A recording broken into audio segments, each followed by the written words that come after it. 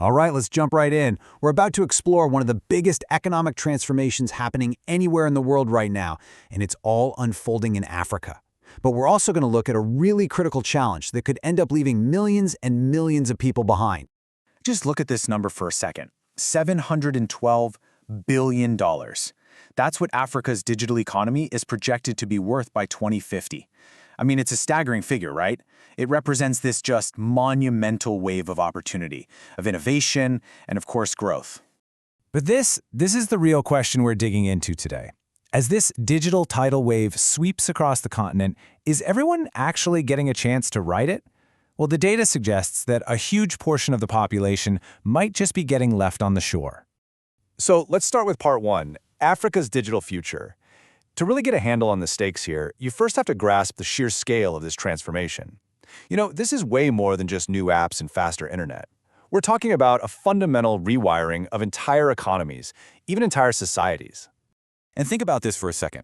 By 2030, which, let's be honest, is just around the corner, the International Finance Corporation figures that 230 million jobs in Africa are going to require digital skills. And this isn't just about high-level coding, it's about being able to participate in the modern workforce in almost any job. The demand is absolutely massive and it's incredibly urgent. And that very urgency brings us to part two, and really to the heart of the problem. You see, this digital revolution has a major fault line running right through it, and we're calling it the Great Gender Divide. The World Bank actually has a specific name for this. They call it the Gender Digital Skills Divide. And look, it's not just about who has a smartphone in their pocket. It's about the gap in the actual ability to use, to create, and to really benefit from all these digital tools. This is the barrier we've got to understand. So, you might be asking, what's causing this divide? Well, research points to some really clear barriers. First, there's the simple lack of access to devices, but it goes so much deeper than that, into these limiting social and gender norms that often discourage girls from even thinking about pursuing tech. And that's all made worse by fewer chances to learn digital skills and, this is a big one, a real lack of visible female role models in the industry to inspire that next generation. And make no mistake, this isn't some minor issue. As the World Bank puts it, pretty bluntly, Sub-Saharan Africa is falling behind, not just wealthy countries, but other developing regions too. This quote really hammers home just how urgent this whole situation is. So the big question is, how in the world do you tackle a problem this complex? Well, to find a possible answer, let's look at an incredibly powerful case study.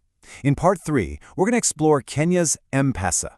It's an amazing story about how a simple piece of technology didn't just create a business, it completely transformed a nation by solving a problem of access.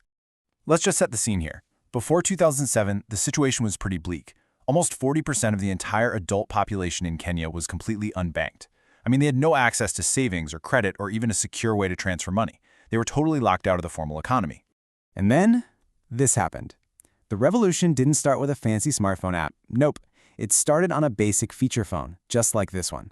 This is M-Pesa, a service launched way back in 2007 that let people store and transfer money using just their mobile phone number. It was simple, it was accessible, and it was absolutely revolutionary. So let's get into it in part 4, how M-Pesa really changed lives. Because the service didn't just stay a simple payment tool for long. Its evolution is actually the key to understanding its incredible impact. You can see it grew in 4 really distinct stages.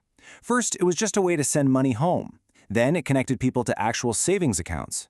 The third generation was genius. It used all that transaction data to offer mobile microcredit, solving the huge problem of collateral. And finally, it expanded to handle international money transfers. Each step just built on the last, creating this whole financial ecosystem from the ground up. And the hard data, wow, it shows the incredible result of this evolution, especially for women. I mean, just look at these numbers. In 2006, only about 6% of women had access to formal financial services. A decade later, that number skyrocketed to nearly 35%.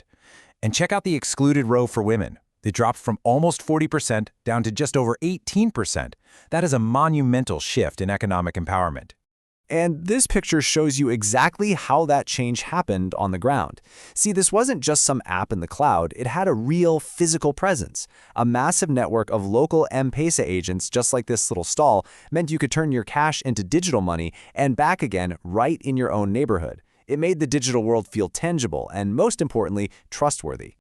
And just to put that network into perspective, look at this comparison. Kenya has almost 162 financial access points for every 100,000 people. That is more than double its neighbors Uganda and Tanzania.